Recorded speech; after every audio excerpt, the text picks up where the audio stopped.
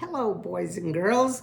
It's Wednesday, and we're going to find out, hopefully today, what happens to Ereth. He's taking care of the baby kits, but then he still has Marty the fisher in close pursuit. So chapter 11 is entitled Marty the Fisher. In the field below the bluff sat Marty the Fisher, up to his neck in snow. The skies had cleared, the moon was full, the air was still, not a sound could be heard. The world glowed with a serene whiteness. Not that Marty the Fisher cared or even noticed any of that. He was angry at himself for allowing Ereth to get away. His strategy, once he realized that the porcupine was heading towards the far side of the field, was to trap the prickly creature against the wall of earth. He was quite sure this would work, but to Marty's great puzzlement, Ereth had simply vanished. It was as if he had been swallowed up by the bluff itself. Perhaps, he thought, he found an old badger's den or a cave. Maybe he's holding up till morning, sleeping. Should I wait, he asked himself. Should I come back tomorrow? Should I forget all about this annoying Ereth? How irritating that he should get away from me. No, Marty decided, I'll wait a bit until the moon's shadow goes from over there to over here. He was still studying the scene when he saw 3 young foxes burst out of the bluff, followed momentarily by the porcupine. Not good, Marty said to himself with a frown. I can deal with the porcupine, but not if those foxes are with him. They look young, but the 4 of them together will be too much to handle. Even so, Marty told himself to be patient. Porcupines and foxes do not mix, he reminded himself. Sooner or later, Ereth will be alone again. From a safe distance, Marty watched to see where the quartet was going. Chapter 12, The Other Den. It was Nimble who led the way to the other den. Tumble and Flip followed on her heels. Last to come was Ereth. He could see right away why the foxes had been named the way they were. Each one of them moved through the snow in short, frolicking jumps. So energetic were they. They sometimes landed on one another's backs or collided. Ereth, who could do nothing but plod stolidly after them, kept crying, Slow down, wait for me. He was terribly nervous. What if one of the kits put a foot into a trap? What if he did? But whenever the weary Ereth caught up to them, the kits were off again, leaving the porcupine to mumble despairingly remarks about foxes and the world in general. Though the second den was only some 20 yards from the one he had first entered, Ereth never would have found it on his own. In fact, when he finally caught up with the kits, they were hastily scraping back the snow from between 2 large boulders. Only when the snow was removed was a small hole revealed, smaller than the one that led into the other den. Is this it? Ereth demanded, panting from exertion. It's what we told you about, Flip assured him. Are there others? Ereth asked, eyeing the narrow entryway. Don't know, Tumble said. Without another word, he scurried down the hole. Nimble followed. Are you coming? Flip asked. I'll try, Ereth replied. I'd like you to, the young fox said shyly before he darted down the hole. Monkey mummus, Ereth grumbled as he braced himself to follow. No sooner was he inside the tunnel that he felt himself squeezed from all sides, grunting and groaning, scraping and pushing at the dirt. He found it hard to breathe. Are you still coming? He heard one of the foxes call. Of course I am, Ereth shouted. Hurry up, there's food down here. Ereth continued to kick and pull, gradually working his way forward. Suddenly, Flip appeared in his face. Need some help? He asked. Buzz off, you bowl of burl, barf, he cried. I never need help. Never. Can't get the page turned.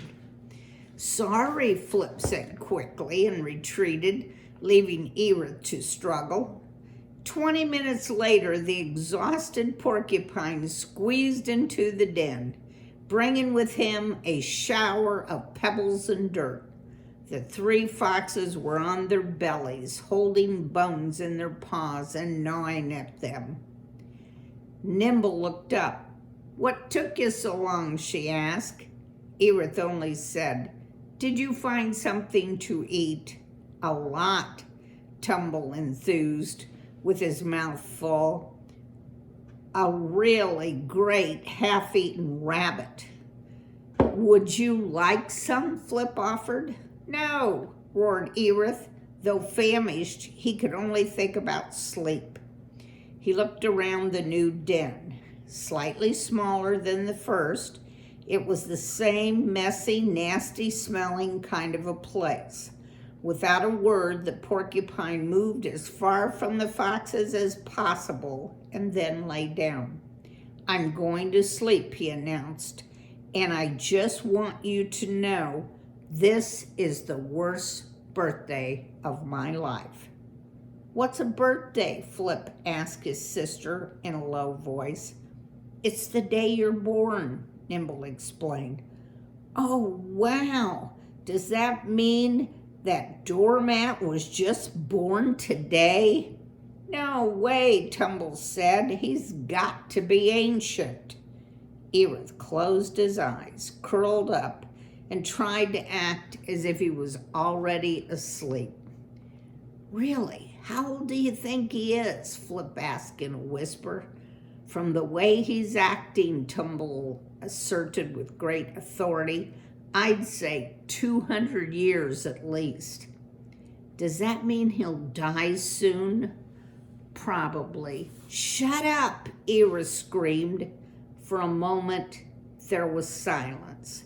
Sir, Flip said in a small voice. Mr. Parrish, Ereth sighed. I'm sleeping, he said. Oh. A few quiet moments passed, just as Ereth felt himself drifting off. He felt a nudge. He opened his eyes. The three foxes were standing next to him. What is it? Ereth asked numbly. Nimble said, Mr. Earwig, when we sleep at night, Mom lets us snuggle up close to her. She even wraps her tail about us. It keeps us very warm. Chewed over cow cubs, Ereth mumbled. Will this day never end? What should we do? Tumble asked. Have you ever looked at my tail? Ereth snapped. What about it? It's full of quills. Are you completely covered with quills? Flip asked. Ereth hesitated. No, he admitted. Where aren't you? Tumble demanded. My belly. Can we snuggle there? Nimble asked. No, Ereth roared. But we can't sleep, Tumble said after a moment. Our mother. I am not your mother, Ereth shouted. turning his back to the foxes. I'm a porcupine who wants to be left alone. Beat it! The foxes stared at him for a while. Then Flip turned and, with head bent low, trotted off to the farthest side of the den. Sighing, he flung himself down with his back to Ereth and curled up in a ball. After a moment, the other two followed their brother. In moments, they were rolled up together like a flower bud. Despite his exhaustion, Ereth could not sleep. He kept thinking of all that had happened that day.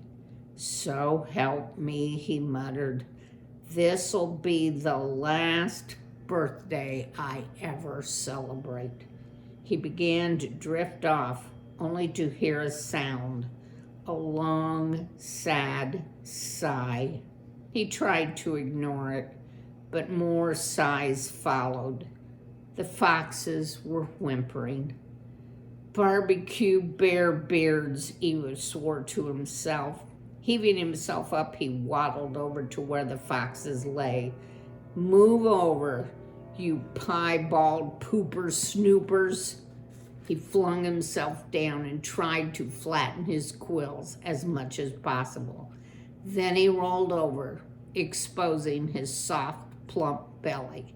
Within moments, he could feel first Flip, then Nimble, and after a pause, Tumble push up against him, uttering sleepy sighs of comfort. As he lay there, the old porcupine's mind drifted to visions of his own snug private log.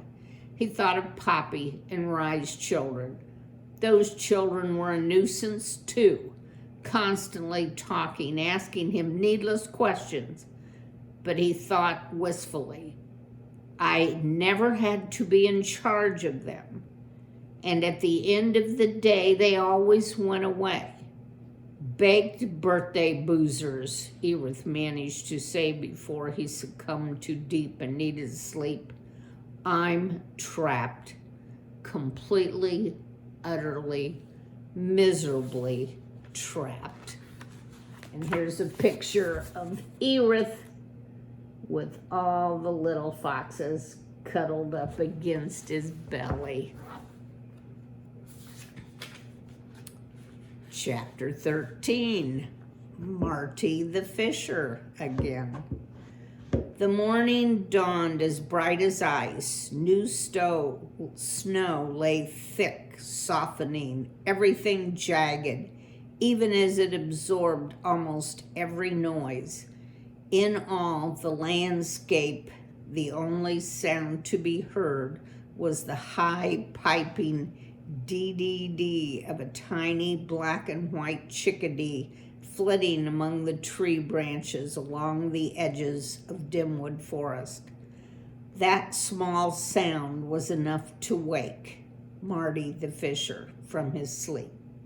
He had gone to bed beneath a pile of old leaves he'd found heaped against a rock by the forest rim.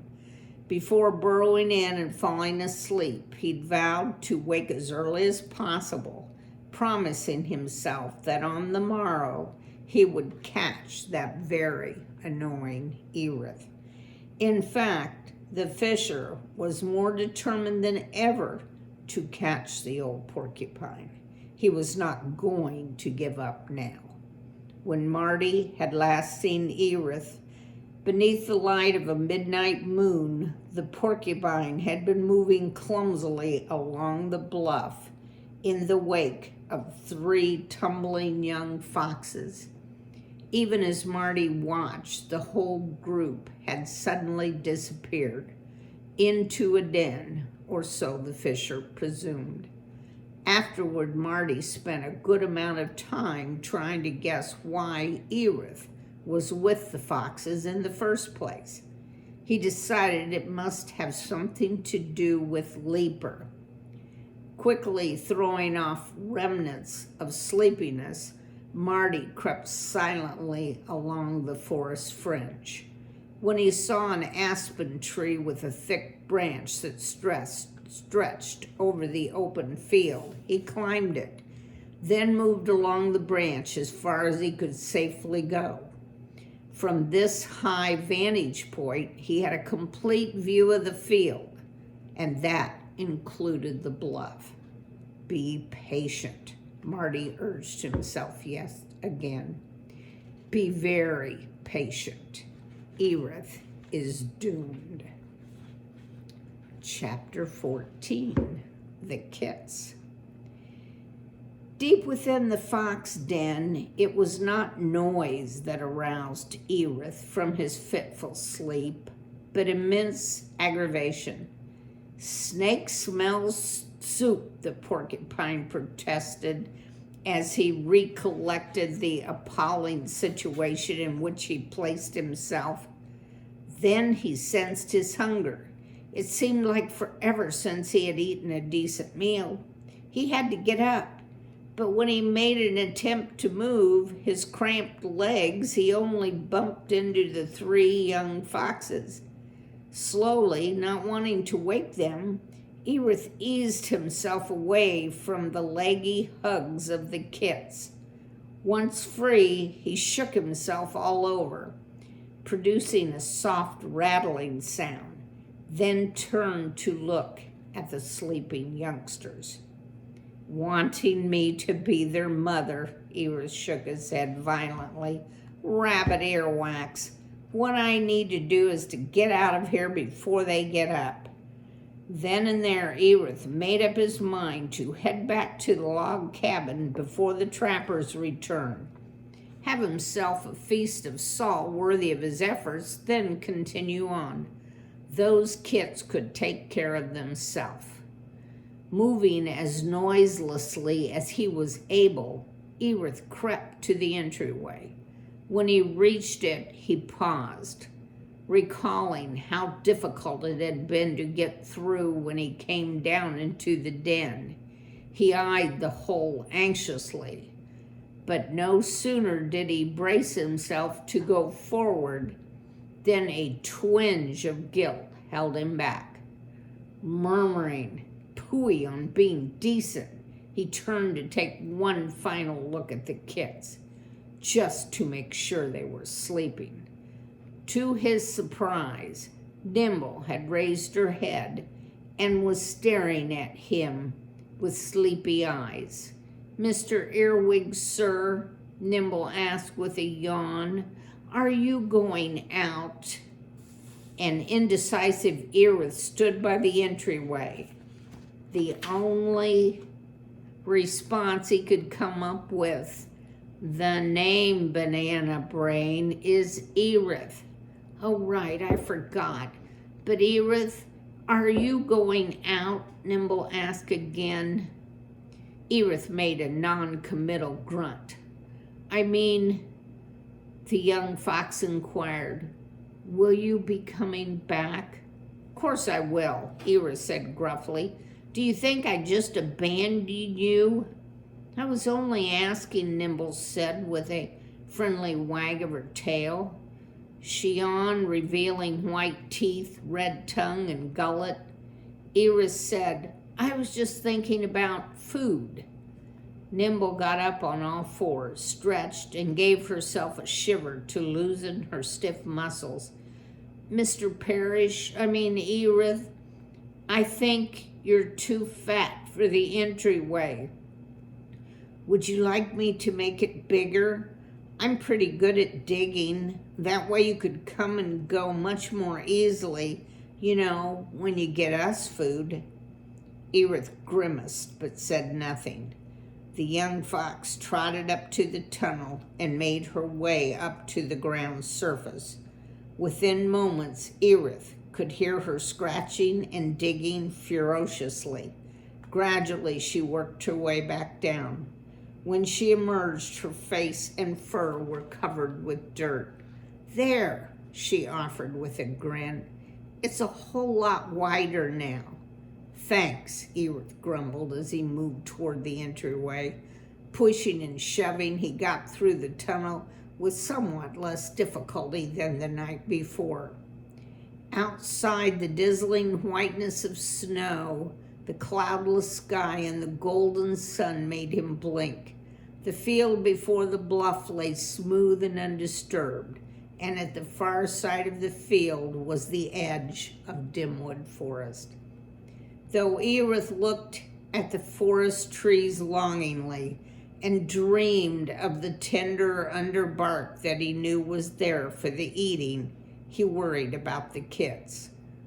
Where the blazing baboon balloons can I find them some food?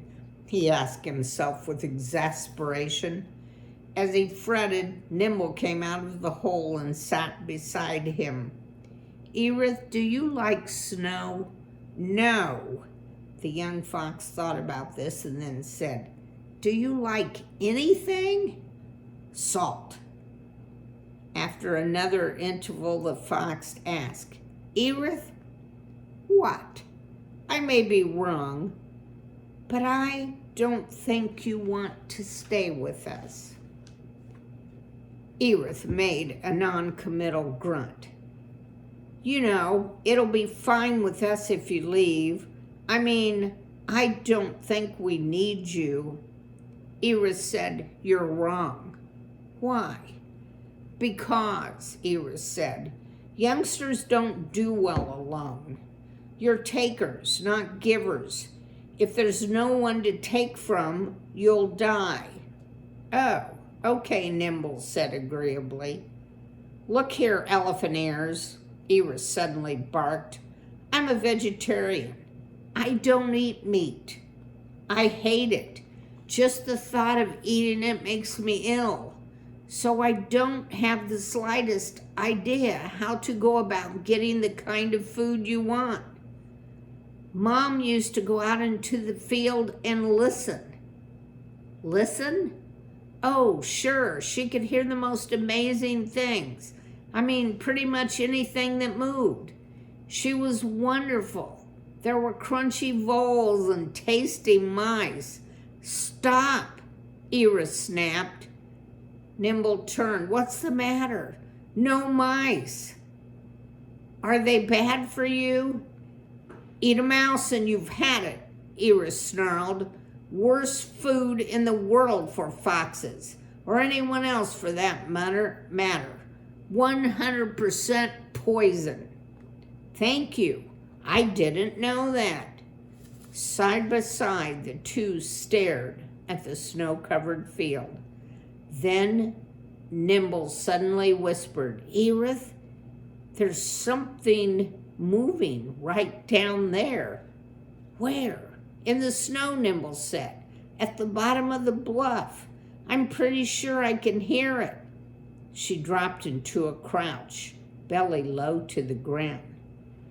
It would be a whole lot better if you ate bark, Ereth murmured. Nimble was not listening. Ready to pounce, she began to move forward. I don't want to watch, Ereth said, feeling ill. With that, he turned around and crept back down into the den. The other two foxes had woken up. Where's Nimble? Tumble demanded right away. Outside getting food. Why didn't you tell me? Growled Tumble, who bounded up the tunnel, leaving Ereth alone with Flip. Don't you want to hunt for food too? Ereth asked him. I don't feel well. What's the matter? I have a stomachache, the fox said. Galloping goat giggles. Ereth sneered. Why do you have a stomachache? I just do. Well, what's your problem, Mustard Mold?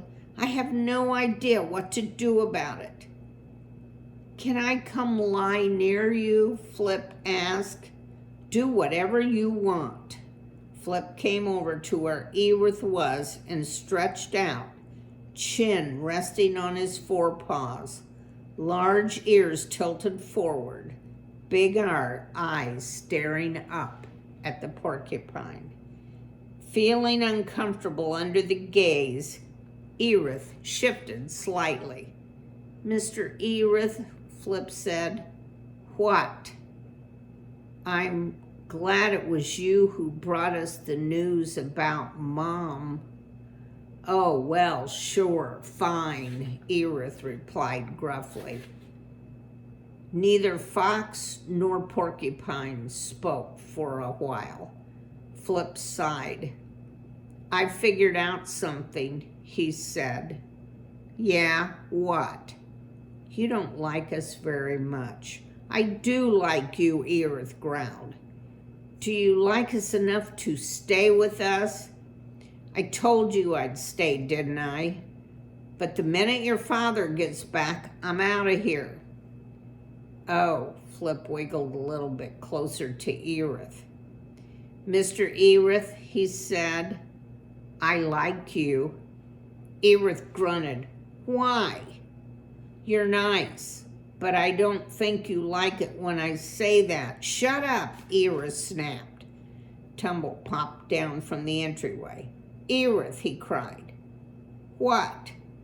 Nimble couldn't catch that vole. So we're really hungry. It's your job to get us some food.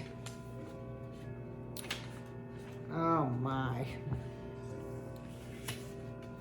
Ereth is really going to be busy trying to take care of these kids.